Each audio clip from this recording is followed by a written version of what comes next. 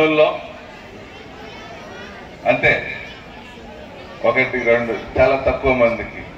ఆ లాస్ట్లో ఆ పిల్లలు కాళ్ళ మీద కాళ్ళు వేసుకొని దర్జాగా కూర్చున్నారు. ఇంత పెద్ద పెద్ద గురువులు ఈడ ఉంటే దీన్ని బట్టే తెలుస్తుంది మీకు ఎంత శ్రద్ధ ఉండేది చదువు పైన, జీవితం పైన. వచ్చినప్పటి నుంచి గమనిస్తున్నాను నేను. మేము ఇప్పటికీ మా గురువులంటే తలకాయ వంచుకొని ఒత్తిగ్గా కూర్చుంటాం. దీన్ని బట్టే మన జీవితం ఏ స్టైల్లో నడుస్తుందో తెలుస్తుంది. ఆ లైబ్రరీ గురించి ఎందుకు చెప్తున్నానంటే, ఇంకా మీకు ఈ ఎగ్జామ్ రాసి బయటికి వెళ్తే స్ట్రగుల్ మొదలవుతుంది. ఆ లైబ్రరీతో చాలా అవసరం. అక్కడ బుక్స్ కావాలంటే ఒక దాతని ఫోన్ చేస్తే 25,000 రూపాయలు బుక్స్ ఇస్తాను సార్ అని అన్నారు. మీకు ప్రస్తుతం కర్నూలు గ్రంథాలయంలో కానీ, బీసీ స్టడీ సర్కిల్లో కానీ చాలా బుక్స్ ఉన్నాయి అవైలబుల్ గా. ఇంటర్ తర్వాత ఎగ్జామ్స్ కి మీరు ప్రిపేర్ అవ్వడానికి అవకాశం ఉంటుంది. ప్రయత్నం చేయండి, వెళ్ళి కూర్చోండి.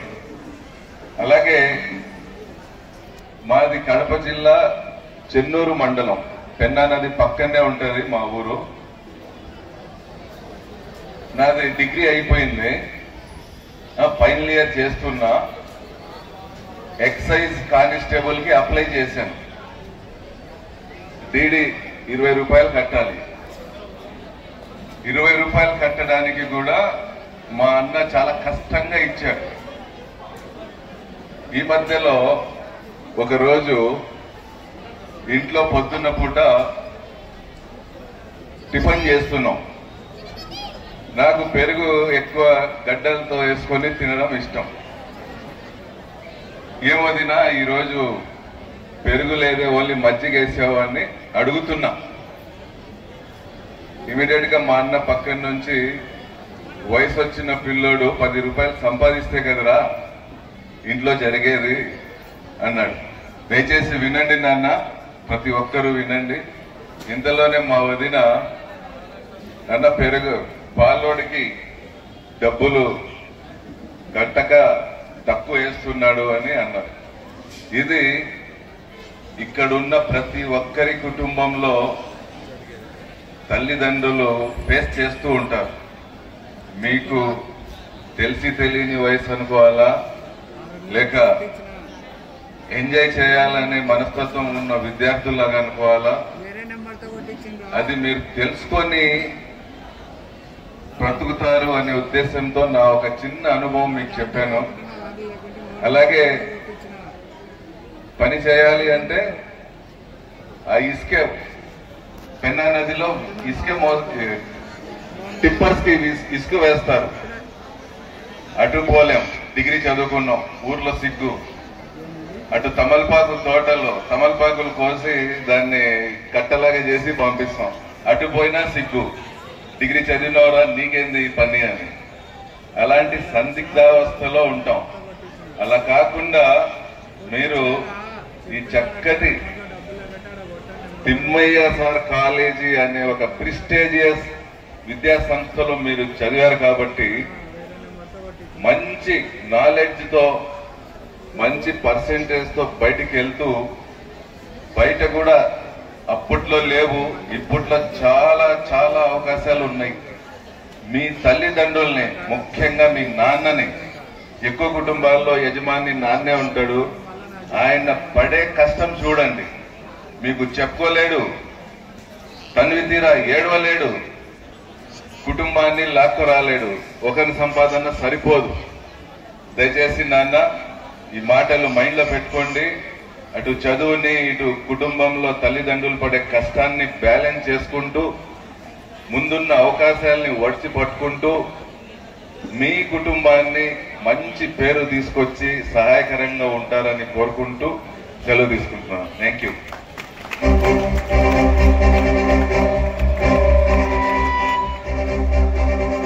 Thank you sir.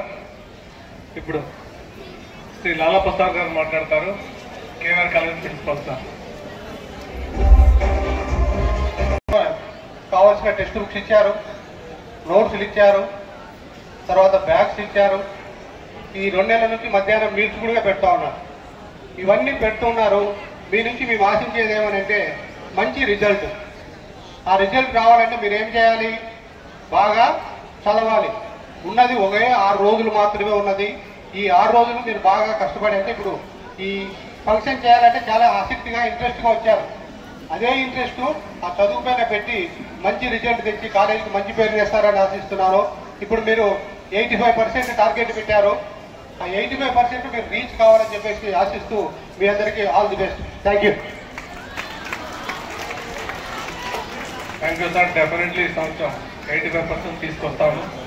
Next Ramadevi madam గారు మాట్లాడతారు. మేడం ఆలూరు ప్రిన్సిపాల్ గారు ఈ కాలేజీలో గతంలో కెమిస్ట్రీ లెక్చరర్గా పనిచేశారు. Madam please.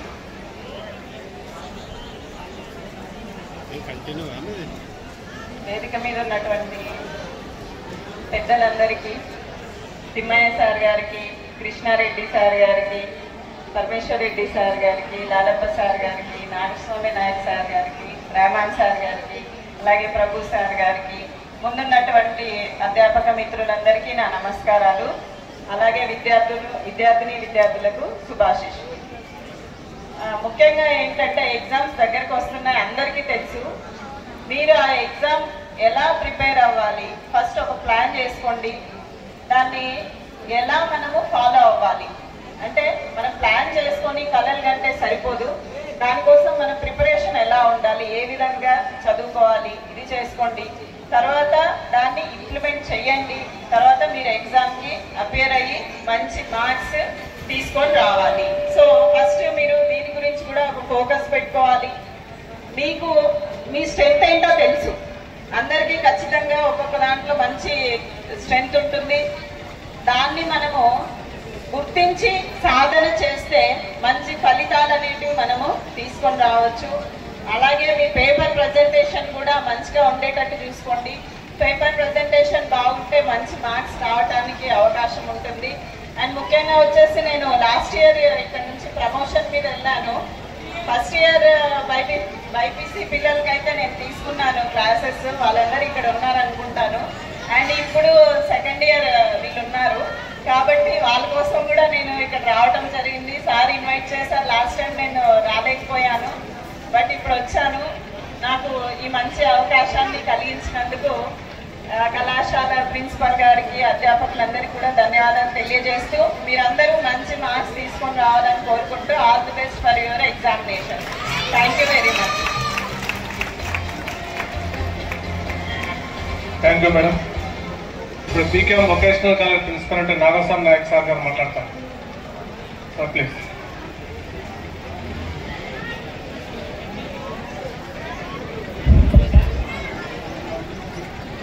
Good morning. Good morning. వేదికను అలంకరించిన అధీరథ మహారథులకు పాద నమస్కారం చేసుకుంటూ చిన్న విన్నపం, ఆ స్టూడెంట్స్కి ఒక చిన్న గైడెన్స్ కాదు, ఒక చిన్న విషయం. ఎగ్జామ్స్ రాయబోతున్నారు, ఏ విధంగా రాయాల్సింది మన రమాదేవి మేడం గారు చెప్పారు. నేను వొకేషనల్ కాలేజ్ ప్రిన్సిపల్ కాబట్టి నేను వొకేషనల్ గురించి మాట్లాడతాను. ఎందుకంటే సామాన్యమైన సబ్జెక్టులు, జనరల్ సబ్జెక్టులు మాట్లాడిన పెద్దవాళ్ళందరూ మాట్లాడారు. మన జీవితంలో ఎప్పుడైతే ఒక సబ్జెక్టుని మీరు పెట్టుకుంటారో వాటిని సాధించడానికి మీరు చేసే కృషి ఖచ్చితంగా మనలో నిలబెడుతుంది. ఆ నిలబెట్టడానికి ఏవైతే కృషి ఉందో మన తల్లిదండ్రులు ఒకసారి మా బ్యాక్ గమనించండి. ఏ టయాన్ని ఎంత మీరు యూటిలైజ్ చేస్తున్నారు అనేది మీరు దాన్ని గమనించండి. ఆ టయాన్ని కంప్లీట్ గా మీ తల్లిదండ్రులకు ఇచ్చేంత బాధ్యత మీకు ఉంది. ఎందుకంటే ఇప్పుడే బాసు సార్ గారు చెప్పారు, ఇసుక మోసి, అదే విధంగా మా తల్లిదండ్రులు కూడా, మా తల్లి కట్టెలు మోసింది, మా తండ్రి కార్పెంటర్. ఈవెన్ దో ఇన్ని ప్రాబ్లమ్స్ ఉన్నా I cleared my MTech from central university. And last year doctorate వచ్చింది, London book of world record వచ్చింది. The main thing is behind my father and mother. వాళ్ళు పడిన కష్టం.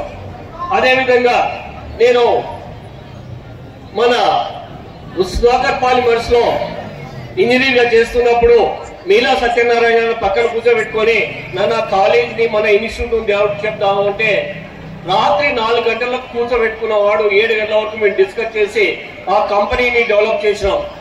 ఇంత శ్రమ చేయాల్సినది మొత్తము ఏదైతే ఉందో బ్యాక్ ఉందో దాన్ని మీరు అర్థం చేసుకోండి. మీ తల్లిదండ్రులు మీరు అర్థం చేసుకోండి. దాని తర్వాత మీ లక్ష్యాన్ని నిర్దేశించుకోండి. ఆ తర్వాతనే మీ జీవిత గమ్యాన్ని కొనసాగించాలి. ఇది అయితేనే మీకు సాధ్యం, ఇంకొకటి కాదు. చదువు ఒకటే ఆయుధం, చదువు లేకపోతే ఇంకేమీ లేదు ప్రపంచంలో. సో ఈ యొక్క జీవితాన్ని ఎలా మర్చిపోవాల్సింది, ఏ విధంగా నువ్వు చేయాల్సింది అనేది నీ బాయ్ పైన, నీ భుజస్కంధాల పైన ఉంది. కాబట్టి మీరు ఖచ్చితంగా జీవితంలో మంచి భవిష్యత్తు చేరుకోవాలని. జనరల్ గా నేను ఒక ఇంజనీర్ గా చేశాను కాబట్టి ప్రతి సంవత్సరం 15 కంపెనీలు నేను క్యాంపస్ సెలెక్షన్ తీసుకొస్తున్నాను. మీరు కూడా వొకేషనల్ కాలేజీకి రండి, ఉద్యోగాలు లేవంటే నేను రెఫర్ చేస్తాను. ఇది మీకు ఇచ్చిన ఈ మాట. ఎక్కడైనా సరే రెఫర్ చేస్తాను. మీరు అంతా మంచి మార్క్స్ తో, మంచి స్కోర్ తో, ఇలాంటి పెద్దవాళ్ళు మహాత్ములంతా ఇక్కడ ఉన్నారు.